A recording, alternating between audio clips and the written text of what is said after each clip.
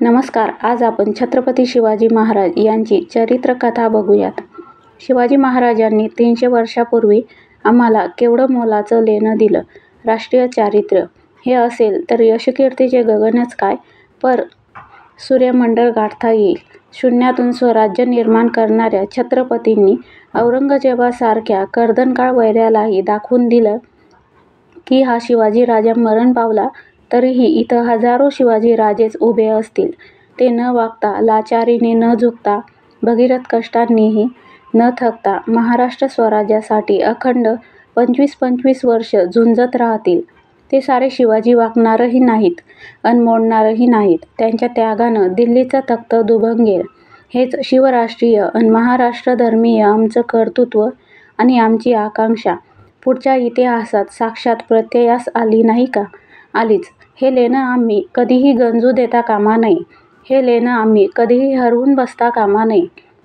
छत्रपती शिवाजी महाराजांचे असंख्य उदात्त, उत्कट आणि उत्तुंग सद्गुण जर आम्ही सतत हृदयात जागे ठेवले तरच या चरित्राचा उपयोग. नुसतेच पुतळे अन नुसत्याच पूजा व्यर्थ आहेत, निर्जीव आहेत. अफजल खानच्या स्वारीमुळे महाराजांचे शतपैलू नेतृत्व आणि त्यांच्या शिलेदारांचे शतपैलू कर्तृत्व आपल्याला या एकाच मोहिमेत प्रत्ययास येते. या मोहिमेत महाराजांनी राजधानी राजगड युद्धासाठी न निवडता त्यांनी प्रतापगडसारखा गड निवडला. प्रतापगड म्हणजे जणू विधात्यानेच रचून ठेवलेला सह्याद्रीतील अत्यंत बिकट चक्रव्यूहच. महाराजांचा सह्याद्रीच्या नैसर्गिक रचनेचा म्हणजेच भूगोलाचा अभ्यास किती सूक्ष्म आणि अचूक होता हे लक्षात येते. अर्थात केवळ जावळी प्रतापगडच काय, पण अवघ्या कोकण, सह्याद्री, समुद्र, मावळपट्टा किंबहुना अवघा महाराष्ट्रच त्यांनी सूक्ष्मतेने हेरला होता. येथील नद्या, निबिड अरण्ये, दऱ्याखोरी, पश्चिम समुद्र, पठारे आणि अशा अवघ्या मराठी मुलखातील माणसंही त्यांनी अचूक हेरली होती. त्यांच्या सैन्यात कोकणातील जवान होते अन त्या दूरवरच्या चंद्रपुरीतील गोंडवनातील गोंडही होते. सारेच होते उघड्या शरीराचे, निधड्या छातीचे अन कडव्या इमानाचे.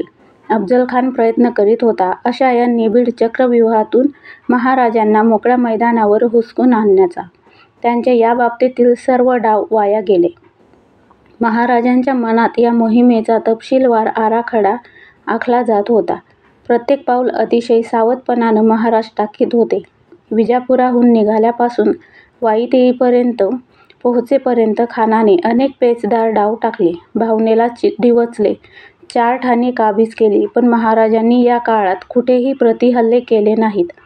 ठाणी जाईपर्यंत ती राखण्याची शिकस्त केली, पण गेल्यानंतर ती परत घेण्यासाठी अजिबात प्रतिहल्ले केले नाहीत. उलट ठाणी गेल्यावर महाराजांनी सरसेनापती नेताजी पालकरांना त्यांनी सांगितले, ही गेलेली ठाणी परत घेण्याचा आता अजिबात प्रयत्न करू नका. या काळात महाराजांच्या सैन्यानं खानाच्या विरुद्ध कुठेही लहानसाही हल्ला केला नाही. खानाला या काळात महाराजांनी कधीही पत्र वा राजकारणी बोलणी करण्यासाठी प्रत्यक्ष किंवा अप्रत्यक्ष दूत पाठविला नाही. अगदी गप्प राहिले. झडप घालण्यापूर्वी चित्ता जसा दबून बसतो, डरकाळ्या फोडत नाही, तसेच यामुळे खान बुचकळ्यातच पडला होता. या शिवाजींच्या मनात आहे तरी काय याचा त्याला थांगपत्ताही लागत नव्हता. पावसाळ्याचे 4 महिने उलटल्यावर प्रथम खानानेच आपला वकील कृष्णाजी भास्कर कुलकर्णी यास वाईहून महाबळेश्वराच्या पर्वताच्या पलीकडे दरीत असलेल्या प्रतापगडावर पाठविले. महाराजांना डोंगरातून बाहेर काढण्याचा खानाचा हा शेवटचा प्रयत्न. त्याने वकिलाबरोबर पत्रही दिले होते. खानाची अशी दरडावणी होती अन वकिलाची गोडगोड बोलणी होती की प्रतापगडाहून आम्हास वाईत भेटण्यासाठी हुजूर दाखल व्हा, म्हणजे आमच्या पंजात या, आमच्या घशात येऊन पडा. हेही खानाची गोडगोड अर्जवणी अन कठोर दरडावणी महाराजांनी अतिशय कुशलतेने अन खानालाच प्रतापगडाच्या खाली येणे भाग पाडले, अगदी नम्रतेने, शरणागतीच्या भाषेत. या काळात स्वराज्याच्या हेरांनी आपली कामगिरी अतिशय उत्कृष्ट कौशल्याने आणि तत्परतेने केले. याचवेळी राजापूरच्या बंदरात कोकणात आदिलशाहीची 3 लष्करी गलबते येऊन थांबली होती. जर युद्ध भडकले आणि कोकणात पसरले तर अफजल खानाला या गलबतातील युद्धसाहित्यांचा उपयोग व्हावा हा आदिलशाही हेतू होता. गलबते सुसज्ज होती, पण त्यावरील शाही माणसे पूर्ण गाफील होती.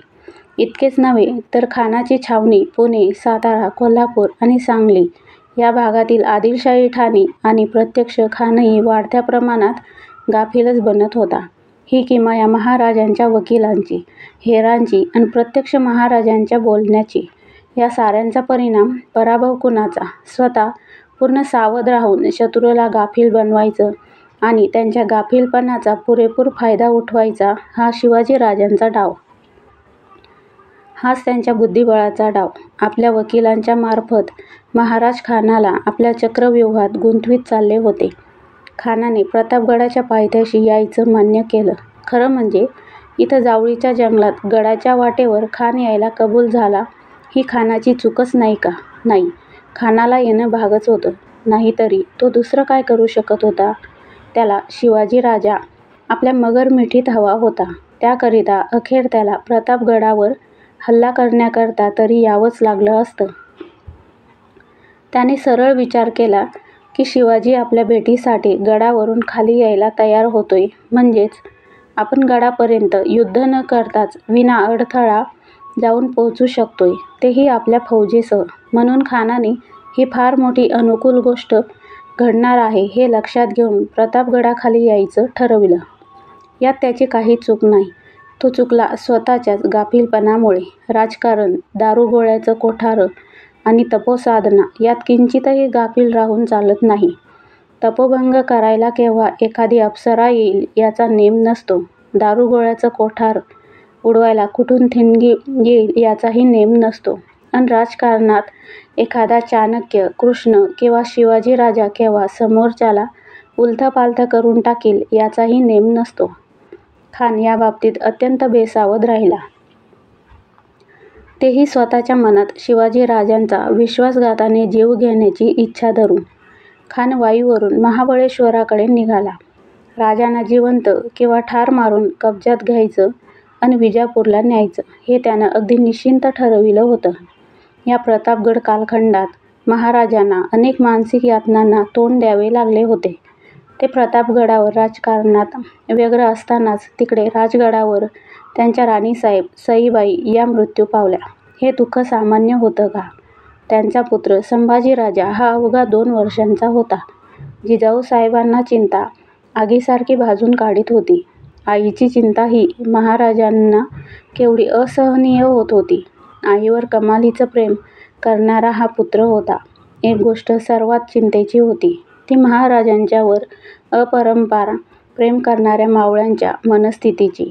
हे मावळे महाराजांवर रामायणातल्या हनुमंतासारखे अन वानरदळासारखे प्रेम करीत होते. त्यांचा महाराजांना प्रथमपासूनच आग्रह होता की महाराज, खानाला जातीने भेटू नका. धोका आहे, तो घात करील. या डोंगरदऱ्यात खानाशी आम्ही झुंजतो, वर्षानुवर्ष आम्ही झुंजतो, पण तुम्ही या आगीत शिरू नका. मावळ्यांचे आणि सरदारांचे हे प्रेम अलौकिक होते, पण महाराजांचा डाव त्यामुळे अडखळत होता. शत्रूच्या जास्तीत जास्त फौजेचा आपल्या कमीत कमी फौजेनिशी कमीत कमी वेळेत पूर्ण पराभव करण्याचा डाव महाराजांनी आखला होता. यावर हे सवंगडी म्हणत होते, हे जमल्यास ठीक, पण न जमल्यास कैसे होईल? महाराजांचा जबरदस्त आत्मविश्वास आणि मावळ्यांचे जबरदस्त प्रेम यांचा हा संघर्षच होता. आणि महाराजांनी एका मध्यरात्री अर्धवट झोपेतून खडबडून उठून आपल्या या सरदारांना आपलं स्वप्नच सांगितलं. महाराजांचे शब्द असे होते, श्री भवानी आमच्या स्वप्नात आली. श्री आम्हास बोलली की लेकरा, त्याने म्हणजेच खानाने माझा अपमान केला. तो काम काळजीने करावे, तुझला यश लाभेल. मी तर तुझी तलवारच होऊन राहिली आहे. श्री आम्हास प्रसन्न झाले अन मग अवघ्यांना पटलेच की आता यश मिळणार. महाराजांनी जनतेच्या श्रद्धेचा केलेला हा अचूक उपयोग. श्रद्धा हे सामर्थ्य आहे, अंधश्रद्धा हे दौर्बल्य आहे. महाराजांनी आपल्या आयुष्यात कधीही अंधश्रद्धा ठेवली नाही, पण योग्य श्रद्धेचा आत्मबळ वाढविण्यासाठी असा उपयोग केला. महाराजांनी खरोखरच आपल्या तलवारीचे नाव भवानी असे ठेवले. खरंच महाराजांना स्वप्नात भवानी देवी दिसली की ती बोलली का? स्त्रीचं जाणे. पण स्वराज्यावर आलेलं भयंकर संकट या स्त्रीवरच्या सश्रद्धेनेच उधळलं गेलं. राज्य वाचलं, राजा वाचला, ध्वज वाचला हे मात्र सत्य. ज्याने त्याने आपल्या बुद्धीने आणि भावनेने निवाडा करावा. मात्र महाराजांचे आणि सरदारांचे सर्व काम अत्यंत सावधपणे, शिस्तबद्ध आणि योजनाबद्ध चालूच होते. खान महाबळेश्वरपर्यंत येऊन दाखल झाला होता.